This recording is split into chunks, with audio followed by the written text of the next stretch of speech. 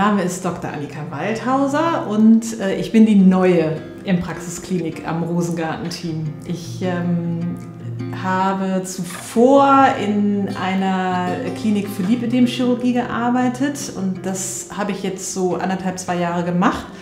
Und jetzt ist es mal wieder Zeit für was Neues. Und die neuen Herausforderungen suche ich jetzt hier. Den Dr. Spanholz kenne ich schon sehr, sehr lange.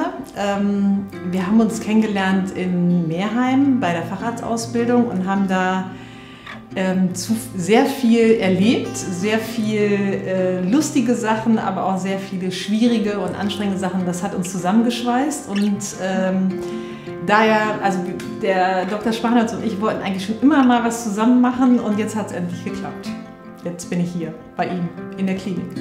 Er ist halt immer lustig, ne? Er hat immer einen lustigen Spruch und nichtsdestotrotz kann man aber auch ernste Themen mit ihm besprechen und er war eine echte Stütze für mich zum Beispiel in Meerheim, so dass wir auch eine echt gute Freundschaft aufgebaut haben und das über die Jahre auch halten konnten. Und ja, es ist einfach total locker, lustig und witzig und macht Spaß. Es macht einfach Spaß, mit ihm zusammenzuarbeiten.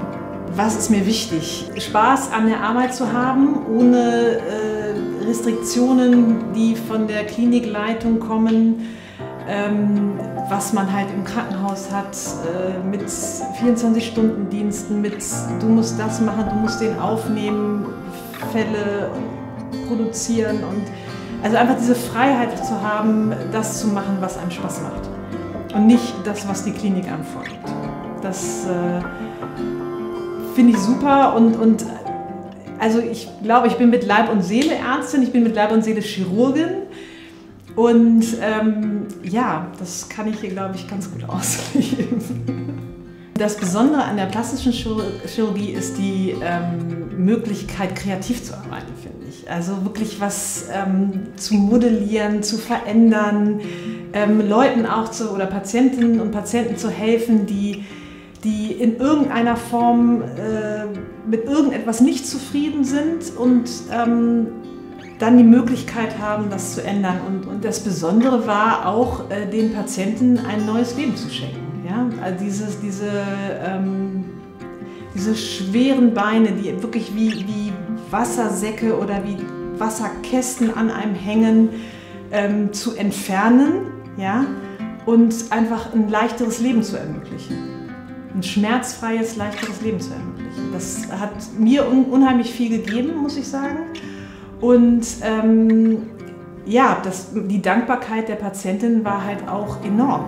Ne? Die waren echt happy, wenn sie dann irgendwie ein paar Wochen später geschrieben haben, ich kann wieder joggen gehen. Ich habe mir, eine Patientin erzählte, ich konnte endlich wieder so lange Fahrrad fahren, wie ich wollte. Ich habe die Zeit vergessen, ich habe mich total verbrannt.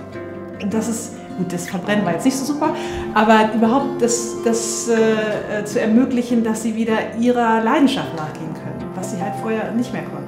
Was mir halt unglaublich viel Spaß auch an der Lipödem-Chirurgie gemacht hat und auch wahrscheinlich weiterhin machen wird, ist die Möglichkeit, den Patientinnen zu geben, ein neues Leben zu beginnen, ein leichtes Leben zu beginnen, das wieder machen zu können, wo die Leidenschaft dahinter steckt und ja, das macht Freude, das macht Spaß.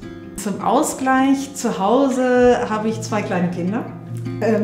Ob die mich jetzt unbedingt runterbringen oder nicht, ist jetzt dahingestellt, aber die machen unglaublich viel Spaß und geben einem natürlich auch unglaublich viel zurück.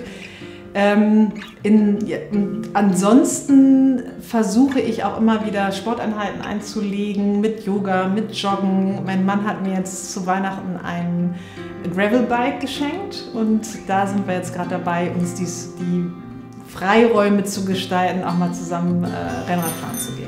Was einem jetzt die letzte Zeit so ein bisschen genommen wurde, aber was halt immer wieder Spaß macht und wofür ich auch gerne viel arbeite, sind halt Freunde treffen, ausgehen, auf Konzerte gehen, reisen, mit meiner Familie, aber auch mit Freunden, vielleicht auch mal ohne Kinder, so ein bisschen Freizeit zu gestalten, ja, dafür brenne ich. Aber vor allen Dingen Konzerte, auf Konzerte gehen, Musik hören, das ist schon eine Leidenschaft. Ja. Das beste, das mitreißendste Konzert, was ich erlebt habe, war, glaube ich, als ich in Köln am Tanzbrunnen stand, es total geschüttet hat. Es hat so geregnet, das kann man sich gar nicht vorstellen.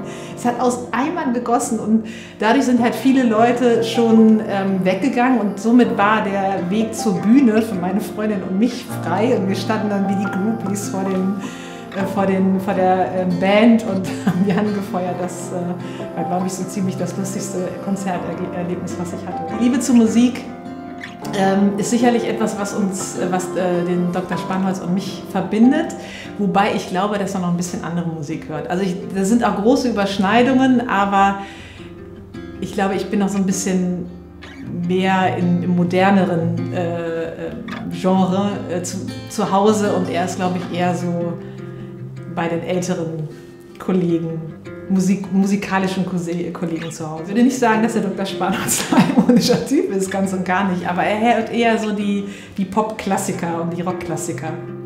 Und ich schweife dann auch schon mal manchmal auch in Deutschrap, ne? Aber ganz selten.